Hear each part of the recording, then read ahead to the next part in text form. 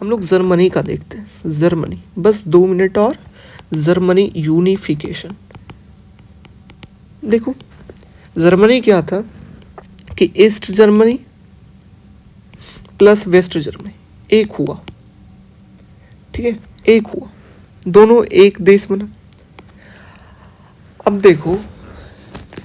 देखो ये वेस्ट जो था थोड़ा ज़्यादा गरीब था, ईस्ट जो था थोड़ा ज़्यादा अच्छा था, तो वेस्ट ईस्ट के अंदर आया, जिसके कारण क्या हुआ कि ये सरकार ने यहाँ के लोगों के लिए, यहाँ के लोगों के वेलफेयर के लिए क्या यूज़ किया, एक्सपेंसिव फिस्कल पॉलिसी यूज़ किया, लोगों को पैसे देने के लिए, ठीक है, सब्सिडी के रूप में सब्सिडी बढ़ाया, ठीक है, घर बनाया लोगों के लिए, समझ रहे हो ना, क्योंकि दोनों क्योंकि ये थोड़ा गरीब था, दोनों एक हुआ, तो इस तरीके से एक्सपेंसिव फिस्कल पॉलिसी का यूज़ किया।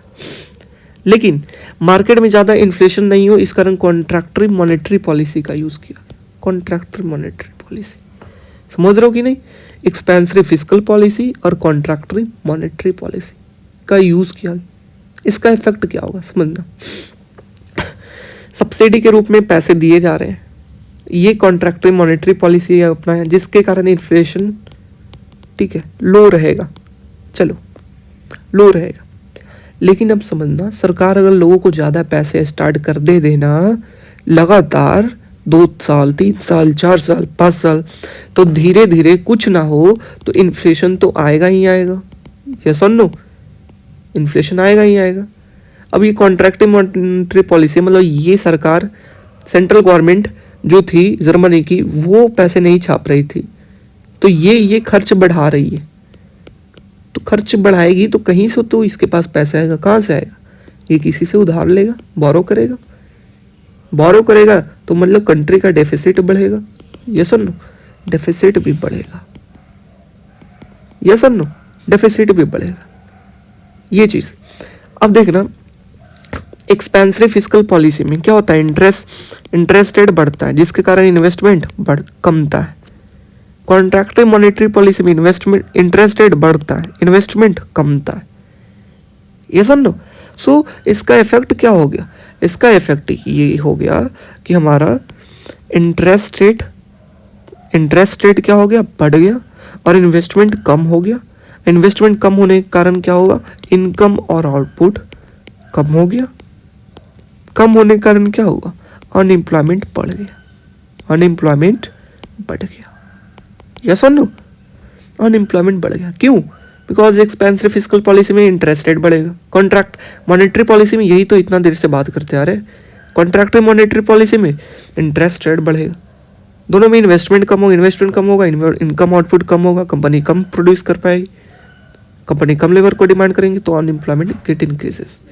सो अनएम्प्लॉयमेंट भी, बेरोजगारी बढ़ना स्टार्ट हुआ, समझ रहे हो ना, अनएम्प्लॉयमेंट भी बढ़ना स्टार्ट हुआ, मतलब इंटरेस्ट रेट बढ़ा, इन्वेस्टमेंट कमा, अनएम्प्लॉयमेंट बढ़ा, ऊपर से डेफिसिट कंट्री का बढ़ ही रहा, इन्फ्लेशन भी धीरे धीरे मार्केट में आ ही रहा है। सो समझ रहे हो, यूनिफिकेशन के कारण क्या हुआ कि कैसे इकॉनमी गलत वर्क की, कैसे गलत पॉलिसी का यूज किया गया, ठीक है, क्या ये गलत पॉलिसी ना है, ये सुन लो कि अनएम्प्लॉयमेंट भी कम, ये एक्सपेंसिव फिस्कल पॉलिसी दिया गया as a form of investment, subsidy देना चाहिए, ये सुन लो। हाँ, कॉन्ट्रैक्टरी मॉनेटरी पॉलिसी ने ये एक्सपेंसिव रख सकता था ताकि इन्वेस्टमेंट ज़्यादा हो, ये सुन लो।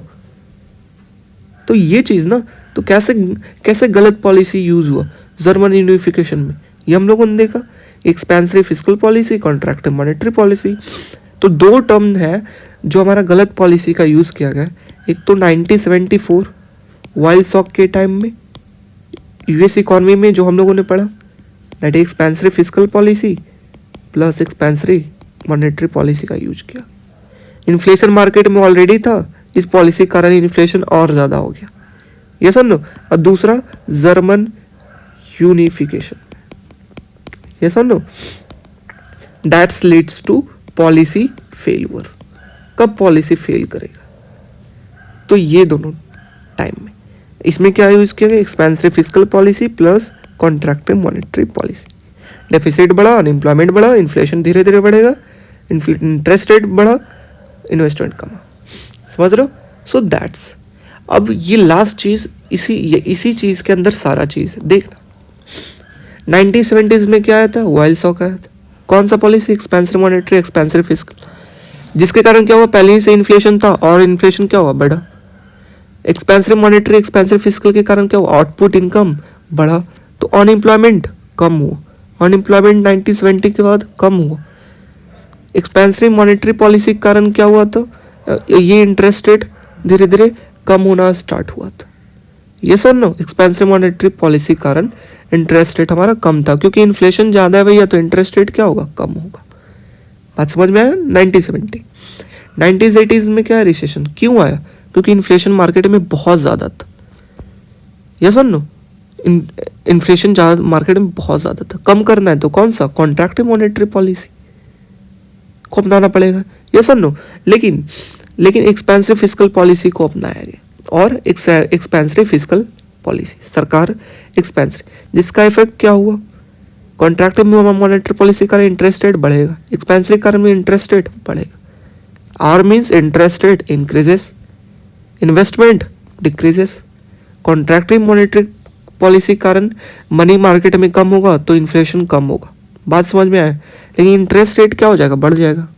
अपोजिट, इन्वेस्टमेंट कमेगा, इनकम आउटपुट कमेगा, अनएम्प्लॉयमेंट कमेगा, अनएम्प्लॉयमेंट बढ़ेगा, तो फिस्कल डेफिसिट मीन्स देखो 1980s के टाइम में कॉन्ट्रैक्टिव मॉनेटरी पॉलिसी अपनाया गया, expensive monetary policy as a form of investment subsidy अपनाया गया। ठीक, कॉन्ट्रैक्टिव मॉनेटरी पॉलिसी और एक्सपेंसिव फिस्कल पॉलिसी में इंटरेस्ट रेट बढ़ा, क्योंकि इन्फ्लेशन को क्या करना है हमको? ये इन्फ्लेशन को क्या करना है हमको? कम करना है। तो इंटरेस्ट रेट लाजमी है भैया कि क्या करना पड़ेगा? बढ़ेगा, तभी हमारा क्या होगा? इन्वेस्टमेंट क्या होगा भैया? हमारा कम होगा। तभी तो expensive fiscal policy investment subsidy के रूप में इस्तेमाल किया गया, जो कुछ टाइम के लिए इन्वेस्टमेंट हमारा सब्सिडी के रूप में क्या दिया गया, तो इंक्रीज करेगा, तो इनकम आउटपुट हमारा ठीक है इंक्रीज करेगा। But in a long term में क्या हो गया? इंटरेस्ट रेट हमारा बढ़ रहा है, तो धीरे धीरे यही प्रॉब्लम बनेगा जाकर भविष्य में। समझ रहे हो कि नहीं? और देखना प्रॉब्लम क्या क्या बनी? इंटरेस्ट रेट बढ़ रहा है और फिस्कल डेफिसिट बढ़ रहा है। तो इसके लिए 1990 में दैट्स वाई रिसेशन आया। क्यों रिसेशन आया? इन्फ्लेशन कम था हमारा, लेकिन अनएम्प्लॉयमेंट इंक्रीज हुआ। क्यों आया? अनएम्प्लॉयमेंट इंक्रीज हुआ, डेफिसिट ज़्यादा था, सरकार ज़्यादा खर्च कर रही थी, और तीसरा चीज़ क्या? इंटरेस्ट रेट ज़्यादा था, जिसके कारण इन्वेस्टमेंट कम था। तो 1990s में क्या लगा? Expensive monetary policy, कॉन्ट्रैक्टिव fiscal policy, जिसके कारण क्या होगा? कॉन्ट्रैक्टिव फिस्कल पॉलिसी के कारण डेफिसिट भी कम होगा और इंटरेस्ट रेट भी कम होगा, दोनों चीज़ जो हमको चाहिए था। एक्सपेंसिव मॉनेटरी पॉलिसी के कारण क्या होगा?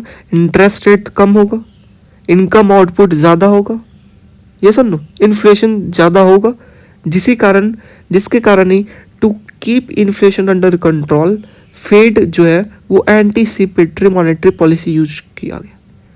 क्योंकि 1990 बेस टाइम था, यहाँ पे टेक्नोलॉजी आ रही थी, जिसके कारण ग्रोथ ज़्यादा तेज़ी से बढ़ रही थी, ये सुन लो, जिसके कारण एंटीसिपेटरी बीच बीच में लाया गया, ब्रेक दिया गया। फिर हम लोग 2001 की बात किए थे। 2001 में क्या हो गया था? हमारा इन्फ्लेशन क्या हो गया था? ज़्यादा हो गया था, क्योंकि ग्रोथ ज़्यादा तेज़ी से बढ़ रहा था, जिसके कारण क्या चीज़? हमारा कॉन्ट्रैक्टिव मॉनेटरी पॉलिसी लाया गया और एक्सपेंसिव फिस्कल पॉलिसी। ठीक है, यहाँ ये 90s के टाइम में देखो डेफिसिट सरकार ने कम हुआ, क्योंकि कॉन्ट्रैक्टरी था।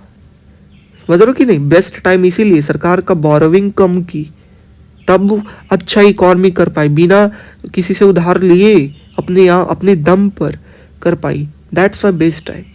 2007 में क्या हुआ? फाइनेंशियल क्राइसिस, डिप्रेशन में क्या यूज़ किया गया? मॉनेटरी पॉलिसी तो नहीं यूज़ कर सकते, क्योंकि क्या था? इकॉनमी लिक्विडिटी ट्रैप के अंदर था।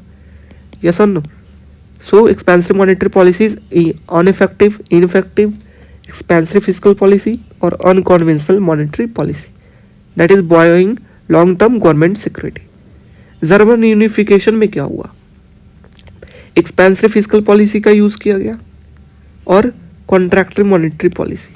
इंटरेस्ट रेट जिससे दोनों से बढ़ेगा, इन्वेस्टमेंट कम होगा, समझ रहे हो ना, इन्वेस्टमेंट अगर कम होगा तो इनकम आउटपुट कम होगा, अनएम्प्लॉयमेंट कम होगा, धीरे धीरे मार्केट में ये ज़्यादा पैसा ऐसे ही खर्च करने से सब्सिडी के रूप में इन्फ्लेशन मार्केट में क्या होगा, ज़्यादा होगा, सरकार ज़्यादा पैसा खर्च कर रही है बिना सेंट्रल गवर्नमेंट प्रोड्यूस किए हुए, तो ये कहाँ से करेगी, दूसरे देश से बोरोविंग, डेफिसिट बढ़ेगा।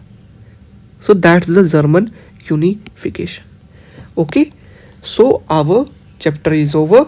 90s में कॉन्ट्रैक्ट फिजिकल पॉलिसी को, 1970 में expensive physical, expensive monetary, 80s में contractory monetary policy and expansive fiscal policy as a form of investment subsidy.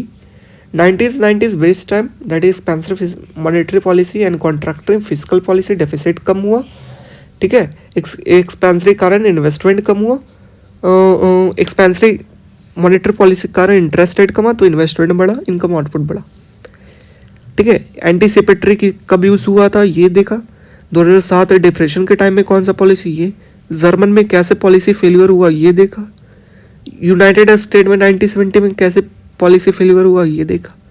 सो ये हम लोग सीखे कि कैसे कब पॉलिसी को कैसे यूज करना चाहिए, ठीक है। सो हम लोग का चैप्टर द ओवर हो गया, हम लोग ने monetary physical policy, policy mix and their implication देख लिया। Thank you so much, have a nice day.